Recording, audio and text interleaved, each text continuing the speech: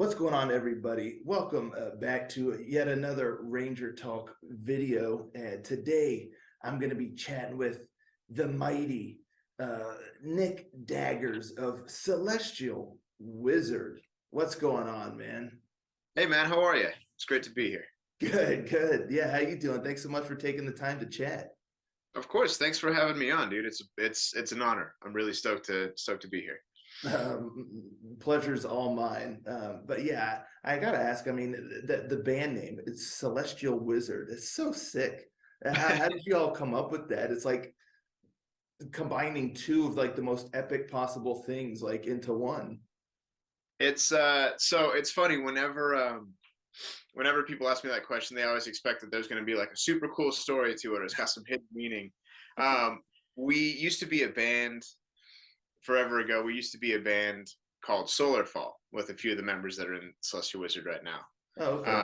We got the first album, first record together, and realized that there's like 8 or 9 different bands called Solar Fall, so we didn't want to have to go up in contention with any other bands and have someone like, oh, we own that name, you can't have it. So we wanted to change our name, so we wrote down as individuals a bunch of words we thought were cool.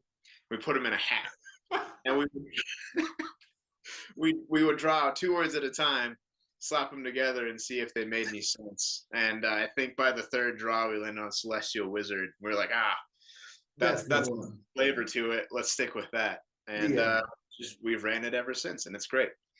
cool. Yeah, you can't put that back. You get a combo like that, it's like, okay, whatever is out there, we hear you. That's the one. We got Right. it. Exactly. And it's almost one of those, like, we've said the name so many times that it's lost all meaning. So Oh man. we forget like how it sounds to people when they first hear about us, and we're like, oh yeah, it is kind of a crazy grand name. Yeah, Yeah. that's awesome.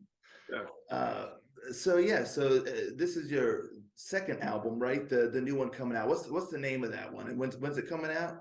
So the new one that's coming out is it's called Winds of the Cosmos. It comes out, if I'm not mistaken, January 20th, under Scarlet Records. It was Sweet. out ever so briefly, um, but so some sources may note that it was July 15th that it was out. Its official Oh, release date is January 20th. Out everywhere. We're really excited about it. It's definitely, in our eyes, a huge step up from the last album, just in terms of musicianship and production quality and just every element that comes with making and writing and recording an album. We're just really happy with how it turned out. sweet. Yeah, I was gonna ask you, compared to the previous album, did the writing for this album really just kind of go like straight after the writing of the first album, or did you have time to look at the first one and be like, okay, we like this and we like that, but this is something we'd like to expand upon or add to? Was there any moments like that or anything takeaways that you were like, we want this to be in the second album? Right. I mean, absolutely. With the first album, the first album, believe it or not, we intended it to be a concept album, and it fell kind of flat on its face in that regard. Just because we were super young, we didn't know. I mean, we had started writing that one. Myself and the vocalist of our band, we went to high school together, and we had started writing that in high school. Oh So there wow, definitely nice. is an element in that album of just like we didn't know what we were doing, and to a certain degree, I would say we still don't. It's a learning process, but um, we kind of with the first album we tried to take a lot of elements and smash them all into one little thing, and a lot of it kind of fought itself just in the mix. And part of what we ran up on was that we had too many like synths and strings and the whole like symphonic element of it. Yeah. We didn't really know how to do that properly, and it ended up being super muddy. So for this album, we wanted to step back away from it just a little bit. There's still definitely like some synths and some strings and some layering there, but it's a lot more instrument driven. The guitars, the drums, the bass. Um, to me, it feels a little bit more. Uh, what's the word I'm looking for? Maybe refined in a way. We kind of Okay. took what we had on the first album and let it, you know, put everything in a pot and let it simmer, and some of the stuff came up off the top, and Yeah. then what we were left with was just a stronger, denser soup of music. In terms of writing, we didn't necessarily go straight into writing after the first album. We put out the first album and then we played it around for a while, and then COVID hit and everything kind of shut down for a little bit. Oh Uh, yeah. and we were like, you know what? We're gonna take this time. It was interesting. It was like mandatory downtime. Is Yeah. kind of what we called it, because like you weren't allowed to play shows. There just wasn't shows happening. You couldn't book any tours. You couldn't do anything. You almost couldn't even practice with your band in some instances. And so what we did is we just took, what we had that didn't make the cut on the first album, and we took a look at it and decided what we liked and what we didn't like, and Mhm. stuff that stayed we kind of refined, and we just took the whole basically year of 2020, um, but we couldn't do anything else, and we just wrote as much as we could and cut what we didn't like, kept what we did like, and there was so many of the songs that made the album. There was so like one of the songs, the second track on the album when it comes out, um, there was probably like 10 different versions of that song before we finally landed on Wow. one that we uh, one that we thought was strong enough. So it was nice to have such a length of time to be able to really dial in how we wanted to come back, because like every band was on hiatus, you couldn't do anything. Mhm. So my thought was, we had a year to get ourselves in order. If we don't come back strong, then what have we been doing that past year? So Playing we Animal Crossing and exactly, just binging Netflix, right? That's what everybody was doing, I think. I clocked some serious hours of Animal Crossing, and You did. You were one of those. absolutely. But yeah, the writing, it was an interesting process, and we're still trying to figure out kind of what our approach is to writing. Some of the songs we like, one of us would fully flesh out and then hand off to the band, and we just tweak that last 10%. And other stuff, it was a full collaborative effort from beginning to end. Oh Um, wow. and it's interesting to see, like, kind of what drives this next album that hopefully we'll be writing is the response to this album that's about to come out, and like which ones did people like, which songs did people not favor as much, what were the elements that um, really spoke to people, because we love all of the music, but if there's certain stuff that people really enjoyed, we'd love to keep doing that stuff, because we make music not only for us but for everybody else as well. I No. mean, there's nothing more fulfilling as a musician than someone being like, "Hey, that song you wrote really, really stuck with me. It really spoke to me. I really love that song." That's such a cool feeling, and we love to inspire people the way musicians that we look up to have inspired us. So, Yeah. Cool, man. So uh, it's really neat to hear that I guess the whole band really shares in the songwriting process. Like it's not just like, okay, one of you is like the primary songwriter. It's like anyone can come up with something and bring it up and say, hey, what do you guys think of this? oh yeah, absolutely. I mean, part of here, let me move this. Like, I feel like I can't see what I'm doing here. That's a Yeah, no worries. so yeah, I mean, every single member of the band has different parts that they've written across the entire album. Like, our drummer Tim, he wrote lyrics to the title track. Um, every single member of the band that's on the record wrote lyrics to at least one of the songs, and wrote melodies to at least one of the songs. And a lot of the songs have at least two or three hands on it, kind of Cool. shaping it and molding it and deciding, yeah, this flows, this doesn't flow. Let's put this melody over this chord progression. And I think one of the reasons why I'm so proud of the album is because it's so collaborative, because every single person in the band was able to put a piece of them into every single song that's on the record. And that's really cool, because some bands, it's like, yeah, like these one or two dudes write most of the album and the rest of the band just kind of performs it. But Yeah. for us, like, it gives every single member of the band kind of an emotional stake in like what we're playing. Like, it enables everybody to really care the most about what they're doing. Is Yeah. Yeah, Yeah, it also shows that every single member is like passionate about this band in particular, not like, oh, I got like 5 different bands. This one I just show up and play at, and this one, whatever. It's like, no, everyone's actually invested in Celestial Wizard. So, right. Which is it's a super cool feeling. I've definitely been in bands prior to Celestial Wizard where there was definitely like the couple driving forces and the rest of the dudes were like, yeah, I'm happy to be here, but like you could take it or leave it. Like yeah, it's such an incredible feeling to have all 5 of us at this point just so dialed in and driven to the same goals and directions, and it feels great. It's awesome. that's that. Yeah, that's really, really cool. How did y'all really kind of uh, decide on what style or what sound? Because I mean, listening to your music, there's like so many different like influences. Sometimes it's like, I mean, there's the power aspect, there's the death aspect.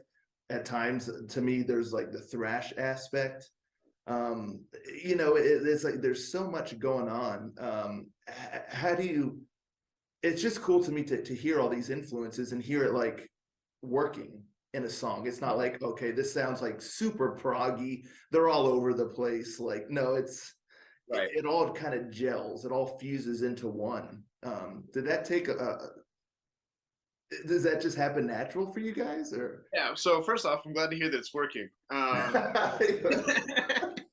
It definitely is an interesting mix of genres, and I think yeah. part of that comes from um, when we're writing, we're not really focused on any like, oh, we got to make sure this sounds death metal or thrash metal or anything. We kind of just keep writing till we find something that all of us like. And our vocalist Amethyst in particular specializes in those aggressive vocals. Mhm. And despite the music being more kind of melodic and more maybe on the power metal side of things, guitar wise, um, just for me, I really like the punch and conviction that Amethyst delivers in their vocals and that aggressive vocal styling. And it's just one of those like we don't really think about it that much. It's we write what we're interested in and we write what we like to hear, and that's kind Yeah. of just what comes out of it. Definitely, you can hear a lot of the influences of the individual aspects of the band. Like obviously, like um, I have a more like melodic approach.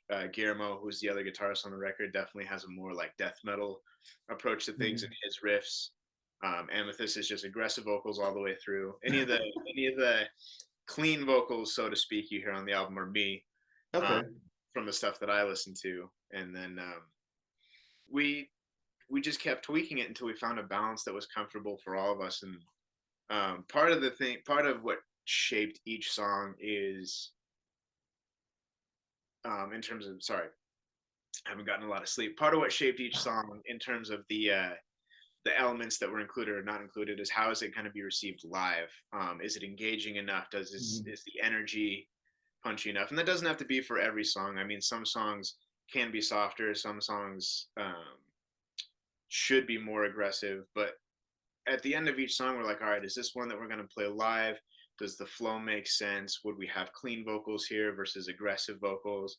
There's a couple gang vocals in the album, a couple shouts. And Ice Realm, the single that's already out, we could talk about Yeah. that one. There's definitely like some gang vocals, if you will. Um, and it was just more like, you know, what we enjoy the most out of being musicians is playing live and, engaging with people in the crowd and feeling their energy. And kind of the way that we approached what riffs would be played when and how to play those and how heavy to make the songs was kind of Mhm. based off of how would this go over live, how would we feel playing it, how would people feel hearing it. So yeah, I mean it's our influences as musicians and how we would approach performing it, and that kind of drove the sound mostly.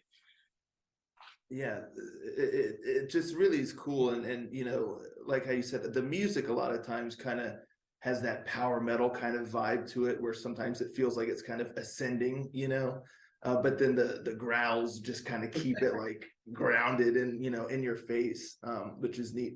uh I bet it's pretty intense live. Some folks maybe at one moment they feel like chanting along, another moment they feel like raising their swords in the air, and another moment they're throwing elbows. It's like just you get a nice mix of all potential metal feelings in the crowd. I reckon. Does it get pretty gnarly out there in the pit? Oh yeah, I mean it feels like almost a form of controlled chaos, right? Because it's when we're on a bill, it's interesting because I think promoters just do the best with what they have in terms of like, oh yeah, these guys are death metal, or these guys, Right. you know, just because they want to give people a basic like, yeah, this is what it's going to sound like, and then those expectations are always, I don't know if subverted is the right word, Yeah. but we come out and we start in with the first song, and people are like, oh, okay, I think I get it, and then the vocals come in, they're like, oh, what is happening? um, but overall, I mean, I'm super grateful that the response has been positive. And yeah, we get, I mean, depending on the song, we get a lot of pits. I remember um, the first headliner show we played back in January of this year. Um, one dude got one of his teeth knocked out. Oh, One of our songs, and I was blown away that one of our, because I don't feel that's a it's proud moment. it's a bittersweet moment, right? Because I'm proud. I'm like, hell yeah, we wrote a quiet riff, and then also at the same time, I'm like, damn, that dude's missing a tooth right now. Um, Did you guys collect it? And like how some restaurants put like, oh, this is our first dollar, right. or that's our first tooth knocked out in the pit. I should have. I don't think he found it. I think I think he probably had to end up with like an implant or a veneer or whatever you stick in there. Jeez. Um, but yeah, it was. I mean, it was crazy, and it's interesting because like as because I'm the guitarist and the music that I write is not necessarily the heaviest. I'm like, oh, that's crazy that you know the pit got so wild and that people were getting so intense with it. Yeah. But when you take a step back, it's the vocals and the whole energy of the complete piece definitely drives and warrants those crazy pits. So yeah, it's interesting because there's definitely some songs that are more like, you know, get your fist pumping, the crowd chanting, and there's definitely other songs where dudes are getting flipped on their head. So it just depends on the way we've got the set lined out. And Yeah. now we start to write our set list in order of like, all right, we can't have too many, pit songs right next to each other. People are going to get real beat up and tired. We got to split up a little, you That's know. so considerate of you guys. You could I just know. stack those songs and be like, no, people are gonna be in there, man. I hope you came to get your ass beat because that's what's happening. Oh yeah. I mean, there might be a night. We've definitely played some smaller venue shows where everyone was just like fired up and it was electric. And we're like, cool, all the heavy hitters, all the crazy ones, let's go. Yeah, wow. So So, who do you tend to get like I guess booked with like on the bill, because I can see promoters like, them saying, oh, it's death metal. They have a hard time determining what style. So do you end up more often than not like with other death metal acts or thrash metal acts or? right. I mean, it's cool. It's another one of those, like going back to earlier, like the whole concept of like I'm glad that it's working, but because we don't necessarily sit in one genre, rather than people not booking us because they don't know what to do with it, we're close enough to a lot of genres. They're like, hell yeah, let's get them on here, Oh, here, let's book them here. that's a good point. It's we're grateful for it, but we end up with a fair amount of death metal, I think, because of the vocal styling. Mhm. Strangely enough, I'm not sure how it's been happening, but we've been playing a lot of like doom shows. Interesting. Yeah. I think we played with a few bands. There's another band. We're based in Colorado, and there's another band in Colorado called In the Company of Serpents. Mhm. And we played with them before, probably middle of this year. And then after that, like all of a sudden, like all these like doom bands are like, hey, like we want to play with you guys. And I'm like, that's crazy, man, because we're gonna put the energy here, and I then was you're, gonna say, which is not a wow, bad. that's Um, rough. but yeah, we've got most of the bills we end up on are either thrash or death metal, just because of the pacing of the music and then the vocals, which Wow. is great. We love those genres. We fit well in terms of energy with those bills, so Yeah. no complaints there. Yeah, that's just too funny getting that, because I was gonna say your energy with doom metal. It's just Yeah, weird, man. it, That's quite the range of emotions people are being put through out there. it was a strange couple of stints, and then of course, because we're not the biggest band yet, we're either early in the bill or we're even opening those bills. So we kind of set the tone for the show incorrectly Yeah, almost. you get them pumped, man, and they're ready to go, and then it's like, oh, now we're Yeah, just chilling. Now we need our veils and all that exactly. kind of Then good the stuff. fog starts rolling in from the The fog, yeah. ambient lighting from the ground up, That's awesome. stuff for Uh, sure. cool. Have you ever had any, I guess, like moments where like power metal fans have come up to you and been like, wow, I wasn't expecting something like that, but that was awesome? Or have you had some come up and be like, why were you guys playing with power metal bands? Like, Right. this makes no sense. We've definitely gotten both sides of the coin. It the nice thing about the bills that we've been on is whatever power metal bands we played with have been like we played with Glory Hammer. Oh, Um, wow. Shoot, what was that? I think it was end of 2019. It might Wow. have been. And the reception was great, which I didn't expect because we're definitely like pretty disjointed from Glory Hammer specifically in terms of sound. Yeah. But I think a lot of what people latched onto with us was the guitars and the melodies. And at Mhm. the time, um, we also play to a click to be able to have the um, kind of layering and strings that are on the album live. Oh, nice. Sometimes, right now, in our recent shows, we've shifted to just the instruments, just because it's one less thing to have to worry about Mhm. loading in and loading out and sound checking. Yeah. But I think the mix of all of that people really enjoyed. And then really what it kind of we would find is that people would either really love the vocals because it's like, cool, it's something different, I've never heard it before, Yeah. but you guys apart, it's super unique. And then we definitely get like one or two every now and then, like power metal elitists that are like, what is that? That is not true power metal. What are you guys making? It's um like we never said we're true power metal. I know. I remember it's so funny because what sticks with you is the negative stuff, unfortunately, as a musician. Yeah. Yeah. I remember in we did a PR cycle for the album over the summer, and the reviews were great. We were super flattered. We were really stoked. But there was one in particular. One guy from France was mad as hell that that we had been marketed as power metal, and it like wasn't exactly what he was hoping for. Yeah. He was just fuming, and he gave us like a 4 out of 5 still, which was great. Oh, what?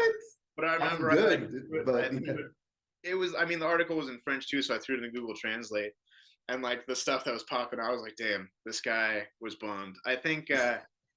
Are you familiar with the band Firewind? Oh yeah. Oh Yeah. yeah. Um, the when we were marketing it, the PR guys were like, "Hey, give us a few bands that you were inspired by or that Hmm. you think you might sound adjacent to." So we can kind of like when we're pitching to magazines and such, they're like, okay, we kind of know what these guys sound like. Sure.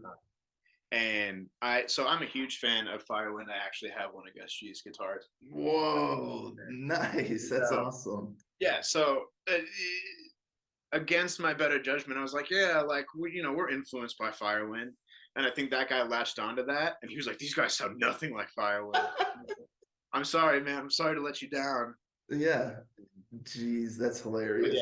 So I mean, the reception from the power metal fans is like it's like 90% people are stoked that it's fresh and new, and it's like almost power metal adjacent just because of the vocals. They give it so much flavor and tone that it kind of shifts it out of that category just a tiny bit. Yeah. And then there are that 10% of dudes who are like, what are those vocals, man? That's crazy. Like, we don't like that at all. Right.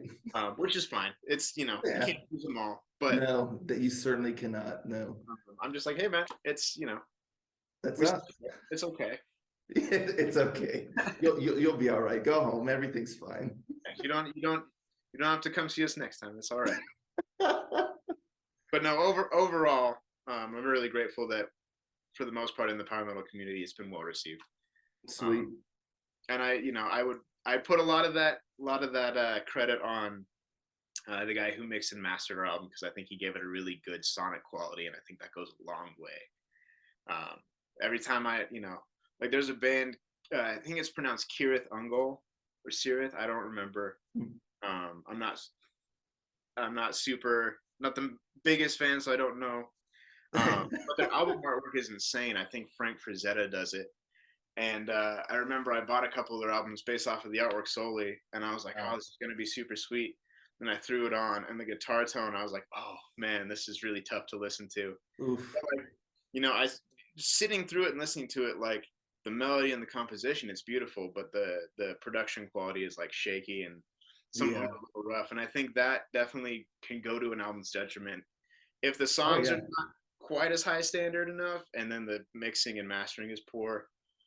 It's a tough record for sure. Yeah, because you can kind of give it a pass. Like, it's like a well-written song and it's performed well, and you can like respect that. But the production quality is a little low. It just makes you kind of like, oh man, somebody like help fund these guys to get a better studio or something, because they got something.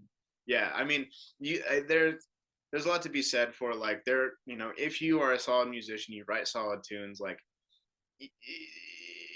people will see the potential for sure. But to everybody, I mean, especially in this day and age, like you can get like GarageBand for free, and the production quality of that is even okay. So like there's really a huge excuse for having like the worst production in the world. But if you give it, if you care a lot about what you're doing and you think that you've made something worth a damn, invest a little bit of money in like making sure you have at least a solid engineer recording your stuff, because that goes a long way as well. Yeah, I bet that would be key. Yeah, I guess that's part of, a lot of folks just don't really know how to properly record what they're doing. Right. I mean, so much music now is recorded like just DI from a guitar straight into basically a processor and then straight into the computer. And that's fine. But if you're going the route of like miking stuff, or like, and especially with vocals, like the mics that you use then, like, yeah, you can use like a little studio mic, that's fine. But if you want like the nicest vocals, you got to go to a dude who's got the gear and knows how to mic cabs and vocals properly and like mix them. The guy that we worked with, his name is also Nick. I think we called him Big Nick in the process, which is really funny because he's the same size as me, but he's just older. Okay. So like you're Nick Daggers and he was like Nick Swords. Yeah, exactly. Like we need to come up with a cool nickname for him for the next record, because he's a champion. He knows his stuff inside and out, and he was just like in the middle of recording, he'd be like, all right, we're tweaking this, we're cutting this, all right, go. Like, wow. He knew his stuff, and I think that, not to undermine our musicianship, but I think he definitely gave us that extra, that extra quarter to push us on to the next level of kind of like nice sonic quality. Just that polish, that richness of the sound. Yeah. He took the turd and he shined it. He shined it, so to speak. But God bless him. We're proud of what we made. But he definitely he's the best. His work is the best we've ever sounded. So sweet. We couldn't ask for more, and I think definitely the fact that it is so polished and the production quality is so high definitely engages more people, because it's more digestible, I guess. Yeah, there you go. Yeah. I mean, it's kind of weird talking about polishing a turd and then digestible a couple sentences later, but you'd think I'd do better with that at this point. No, yeah, I mean, I think, when you put any album, you get a CD or you get a record, or you even just hit it on Spotify, like the first 10 seconds of a song is really what makes or breaks it for most people. So, you get, the first few seconds in and you're like, oh, the sonic quality of this is so poor. There's a good chance that, especially in this day and age when the market's so oversaturated with music, just skip, people skip stuff all the time. And attention span is decreasing too. It's crazy. There's so much material, plus our attention spans are decreasing. It's like everything possible to diminish that time that you get. Yeah. Right, exactly. So I mean, basically it's like first impressions, right? You get, 5 to 10 seconds for people to decide, like, yeah, let's see what this is about, or nope, I'm moving on to the next thing. So, making sure that it sounds nice, and it's just really making sure it's exactly how you want it to sound is Yeah. important, and then if people like it, then they like it. So Yeah. yeah. Well, I think a good starting point or a good thing with you guys is just the band name is a good entryway. I really think people be like Celestial Wizard. Oh, I gotta at least listen. I gotta Yeah, see what this is about. it's So no, go ahead, yeah, sorry, I no, didn't. I'm just saying it's kind of like the doorman greeting at the door, with like the nice fancy glove and say, "Come on in." It's like, oh, okay, this is Right, cool. it's one of those, like, I'm not sure where I stand on it yet. More so, like, is it a cool name, or is it a name so out of pocket that people are like, I gotta see what's going on with that. What are these guys about? Because that name is insane. Yeah, And both qualities are good. I think there's a lot of bands that benefit from just having an absolutely apeshit name, and there's a lot of bands that benefit from having something um, super easy to read, and right. you know the word, like anthrax. That you remember that. Yeah. There's some And then there's you get some that go for like the shock value, like dying fetus or, like there's just a band. I was in the bathroom earlier, and I was just scrolling through Instagram as I do, and there was a band called 200 Stab Wounds, and I'm like, well, I'm not forgetting that. That's a no. hell of a name, man. Yeah. So there's a lot of factors that make a good name, and I think maybe we just got lucky. We thought it was cool, and people either think it's cool or they think it's wild, and both of those pull people in.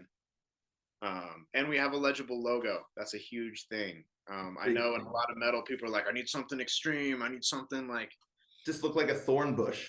dude, it's we there's a guy who kind of took us under his wing at the start of this record we're about to put out. Absolute champion.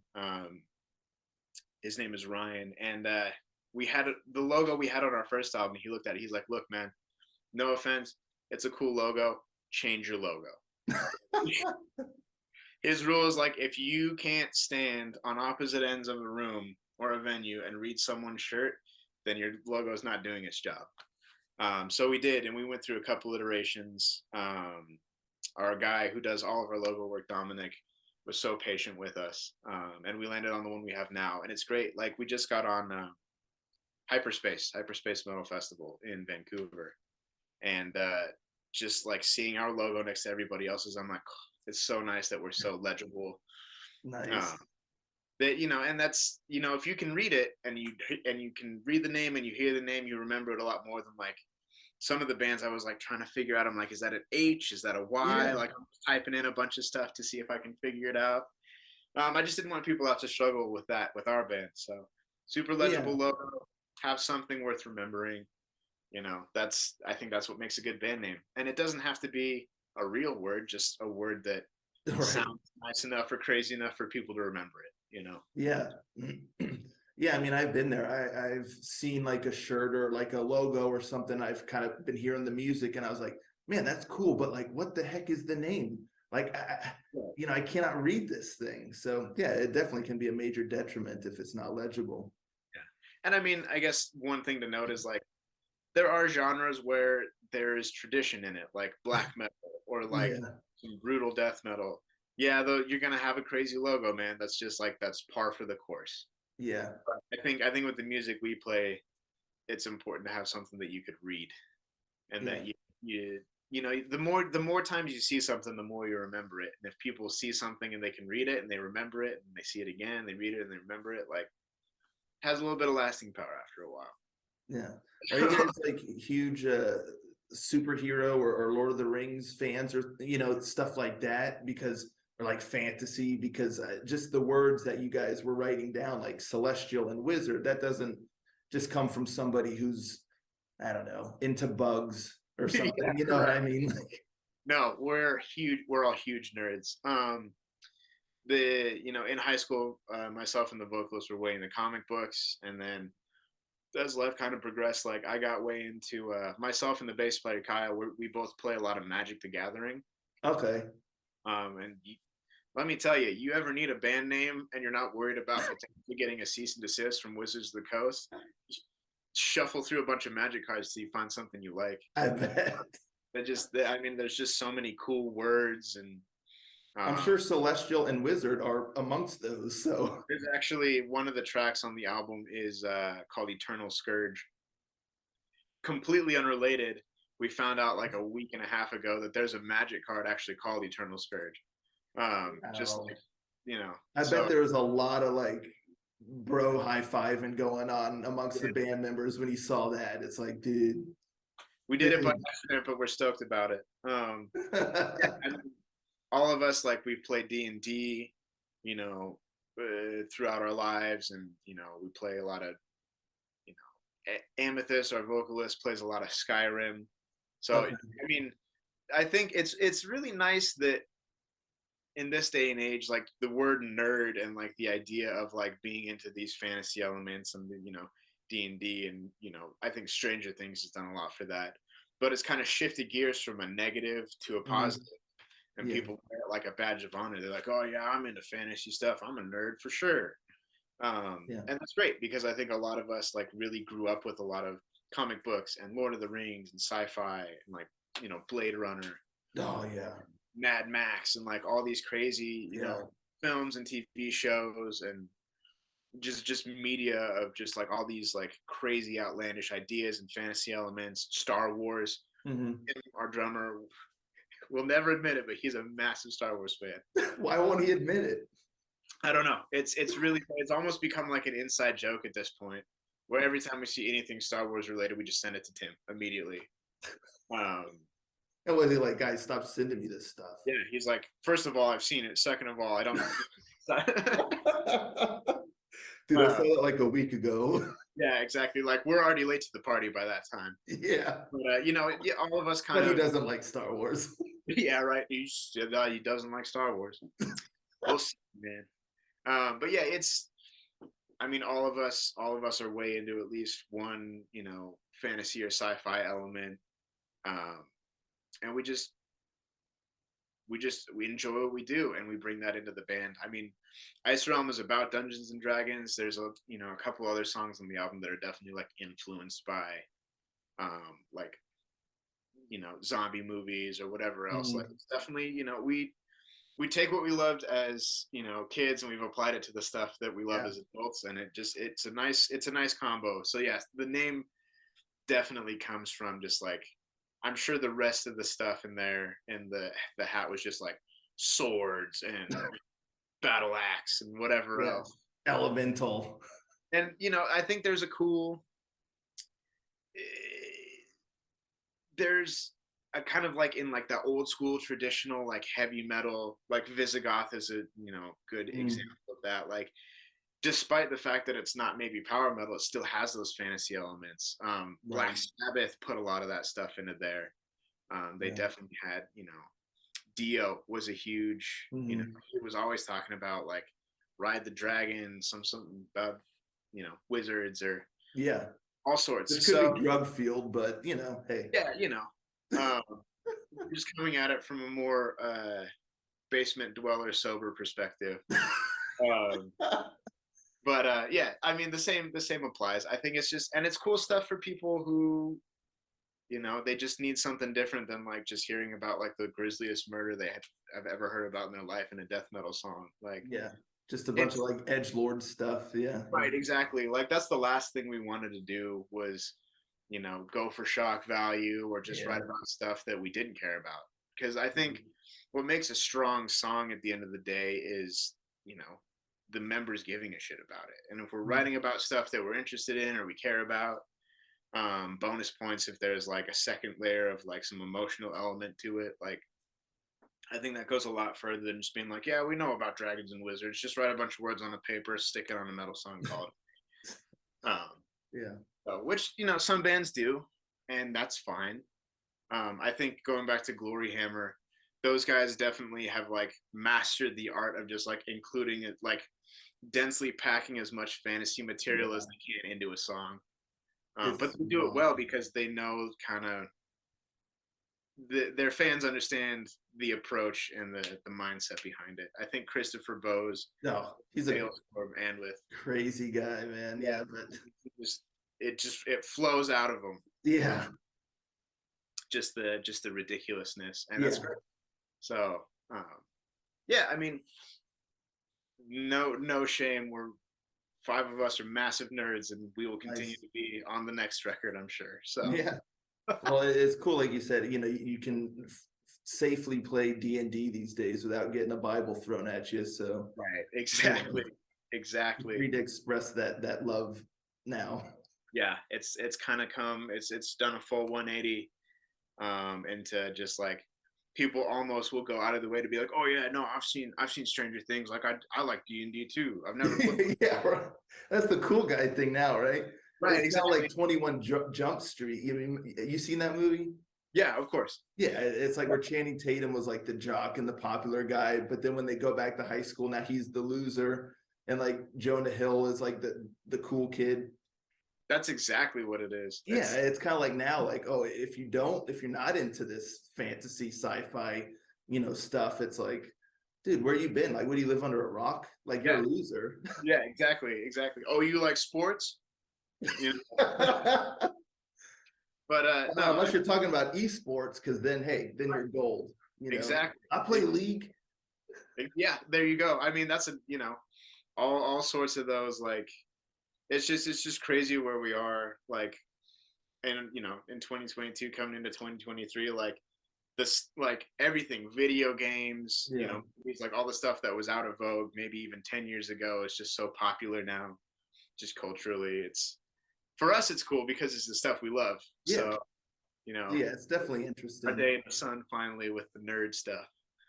Yeah. Um, I was gonna ask you, so how did you choose the single, Ice Rum? How did you decide that was going to be the single? And is there going to be another one before the album release? Yes. So answering in order, the way we chose Ice Realm for the single, we had a couple that were on deck, and we just sat down and we listened to them a few times. And the have you heard of the band Necrogoblicon? Yeah, I have, yeah.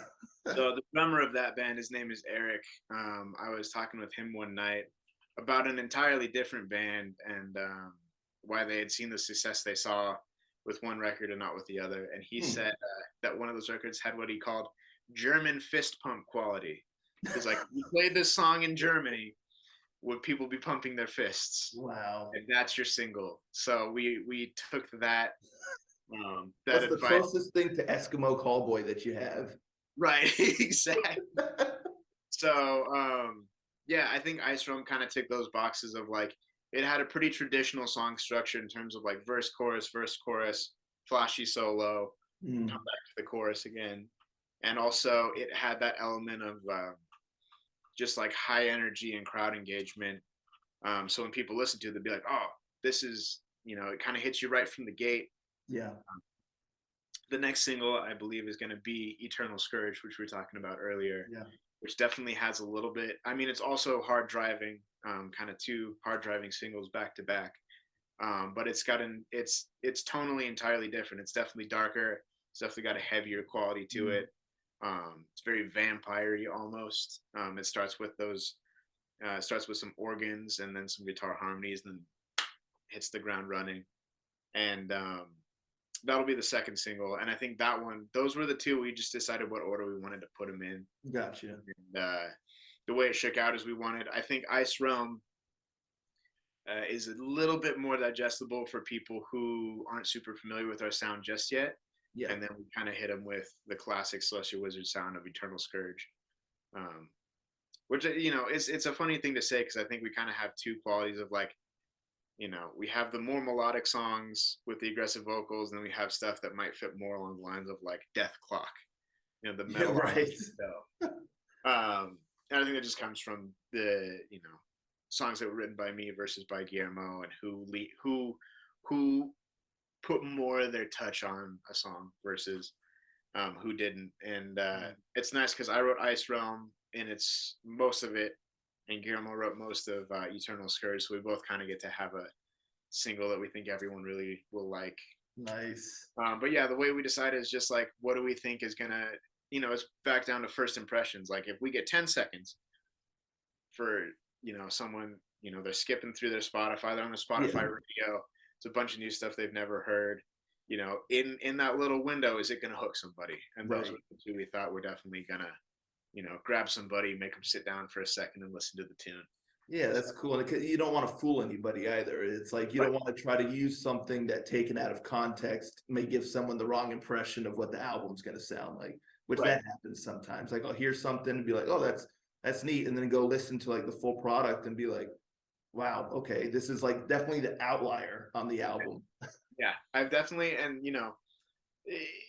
it's always a shame when that happens, because I've definitely had those songs where I'm like, wow, like this song is such a banger, and then I go listen to the rest of the album and it's just like viciously different. There was one band that had a sound kind of similar to ours, and I was like, oh, this is great. Like, let me dig into them a little more. The rest of it was like crazy ass industrial music, which is fine. It wasn't bad Oh by, yeah, but it was like they had the one single that was definitely like they made it to be commercially marketable. yeah, The rest of the album, which was entirely different. yeah, And while I understand the approach, I think there's an important element of honesty almost with, yeah, you know, put out the singles that you think are gonna, yeah, be received well by most people. Um, when you only have a certain amount of time to convince someone to like your band, yeah, basically. But also that showcase your band for what it is. yeah, And, because you do get those people who are like, oh, this is a cool song. They go check out your album and it's entirely different.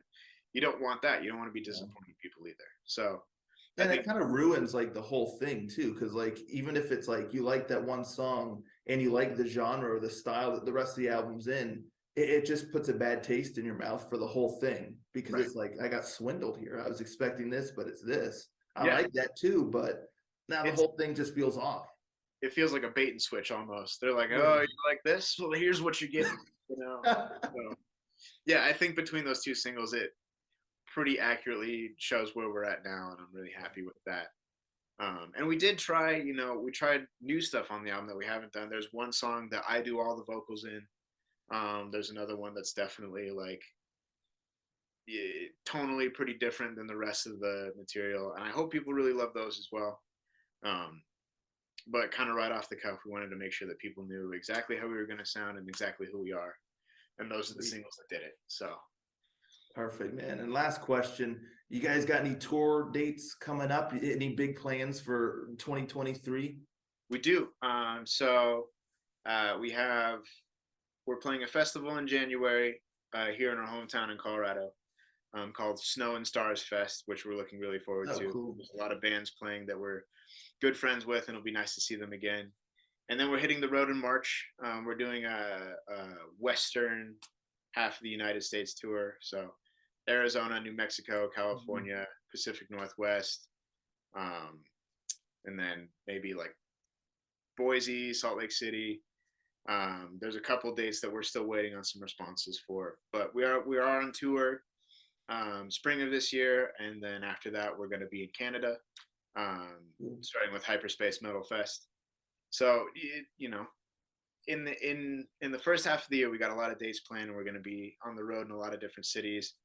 We're hoping to find a good way to get across the pond over into the Europe and the UK, That'd be um, awesome. Yeah.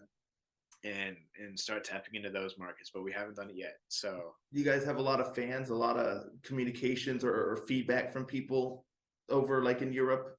yeah, it's super interesting, and I think with the advent of the internet, it makes it more of a possibility. But a lot of our um, following, I don't know if that's the right word. A lot of the people who listen to our music, a lot of Yeah. the people who are engaging with our stuff, uh, do looking at our like Spotify algorithm. Spotify has a cool app called Spotify for Artists, where it breaks down all your data, how many, Wow. like exactly how many minutes people have streamed, where it's getting streamed, the demographics. And Canada, Brazil, and a lot of places in like Europe, like Denmark and Nice. Belgium and places like Yeah. that, getting a lot of traction. Um, which is super cool. I wish we could get Yeah. out a lot more accessibly, but you know, we're broke. So stuff out there it's expensive, but and it's really cool because I think back in the the 70s and 80s and maybe even 90s, like those tools didn't really exist of just like you make something and then as soon as it's on the internet it's internationally accessible. Right. um, with a label or without a label, whatever you put out technically can be accessed by anybody in the world. Yeah. It's cool to see, just like what pockets of the world really resonate with the music. Um, Obviously, like in our circle of the US, it's definitely landing pretty nicely, but also Canada is huge. And then, yeah, South America and like the Germanic countries Yeah. in Europe also. And it's super humbling too, because it's not just, your close friends who are like, oh, yeah, I'll listen to your band. But it's people or people that don't even speak the same language as you, Yeah. basically showing you with their time spent, like, hey, I gave a shit about what you're doing. Like, um, and it's awesome. We get like emails every now and then just from dudes. And it's great because we also have to like dump those into Google Translate because they'll be like in an entirely different language. I'm like, what's Yeah. going on? Is this a scam? But it's usually just being like, hey man, I really like your stuff. Please come to France or please come to wherever. Wow. So hopefully, knowing that we have at least a good handful of people in a few of these areas, we can get out there and start building some kind of in-person traction rather than just digital footprint. But right now, yeah, U.S. and Canada for the first half of 2023, and we'll see where the last half takes us. Awesome. Awesome. Exciting times for the band and exciting times for the fans. Super cool. Yeah, folks, I'm going to put all Celestial Wizard social medias, links and all that stuff in the description below, as well as link to the first single, Ice Realm, down in there. So you can check that out if you haven't already, or check out their first album as well, that's already out. And stay tuned for January 20th, it was, right? January 20th in yeah, I think it's got a pretty much international release. There will be CD and vinyl available in most countries, as well as the digital release. We're really looking forward to it. Cool. Where's the best place to buy a physical copy if one so pleases? Best place to, as far as I'm aware, right on Scarlet Records website for a physical Okay. copy is the most reliable place to get it. I think, if I'm not mistaken, they're gonna have, if not already, they have a couple like auxiliary retailers that have stuff kind of based in other countries. So the shipping times Okay. aren't long. But the most reliable, most direct way is, I think, right on their website. And if there's any other information, it should be on their website as well. Sweet. Sounds good. Well, awesome stuff. Awesome stuff. Thank you so much, man, for taking the time to chat with me. I really had a blast. Just humbled that you would take the time to chat with me. So thanks And again, man. I'm honored. This was a great experience. You're awesome. I love being able to take the time and just talk with fellow metal enthusiasts. It was a great time, and I'm really happy to be here.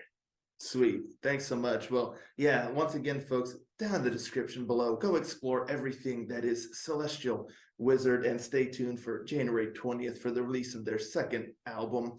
And with all that being said, thank you so much for tuning in, and I'll catch you all next time. Ranger, out.